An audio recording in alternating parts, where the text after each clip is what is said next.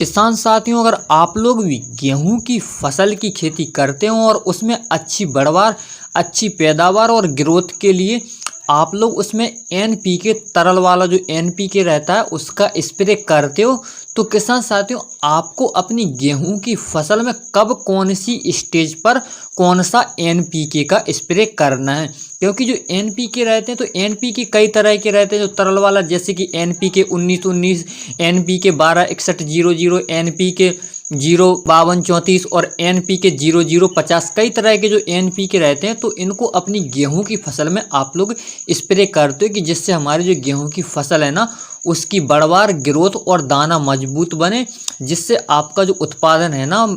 Market भाव है ना, वो आपको अच्छा मिलता है। तो किसान साथियों आपको अपनी गेहूं की फसल में कब किस स्टेज पर कौन से एनपीके का स्प्रे करना है, तो सारा कुछ आपको इस वीडियो देखने में मिल जाएगा। तो आप लोग वीडियो पर बने रहना और वीडियो को आपको ध्यान से देखना है। तो किसान साथियों मेरा नाम है अभी और आप देख रहे हैं आपका अपना यूट्यूब चैनल किसान ऑफ एमपी में आप सबका स्वागत है। तो किसान साथियों अगर आपने अभी तक मेरे चैनल को सब्सक्राइब नहीं किया तो आप लोग मेरे चैनल को सब्सक्राइब जरूर कर लेना, क्योंकि खेती बाड़ी से रिलेटेड विश्वसनीय जानकारी मैं आप लोग तक पहुंचाता रहता हूं। तो आप लोग मेरे चैनल को सब्सक्राइब जरूर कर लेना। तो चलिए किसान साथियों, जैसे कि हम फर्स्ट स्टेज से बात करते हैं, तो जैसे हमारी गेहूं की फसल में आप लोग पहला खाद डालते हो जो कि 20 से 25 दिन से स्टार्ट होता है। और किसान साथियों आप लोग पहली सिंचाई करते हो तो सबसे पहले हमारा एनपीके आता है, एनपीके 19-19-19। तो जो एनपीके 19-19-19 रहता है इसको आप लोग को कब किस स्टेज पर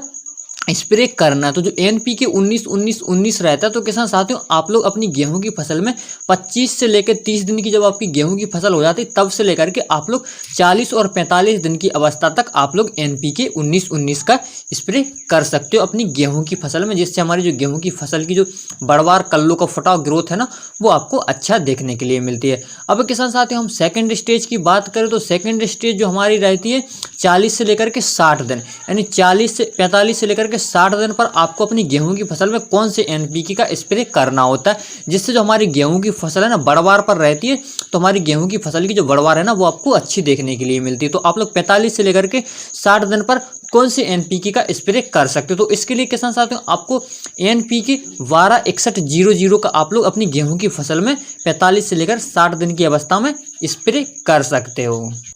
अब किसान साथियों हम बात करें चौथी स्टेज की, तो जो चौथी स्टेज हमारी रहती है तो किसान साथियों आप लोग को जो चौथा एनपीके रहता है, जो बालियां निकलने के पहले आपको अपनी गेहूं की फसल में इसको डालना होता है। तो जो बालियां हमारी निकलती हैं ना, तो इससे क्या है ना, हमारी जो बालियां लंबी बालियां निकलती हैं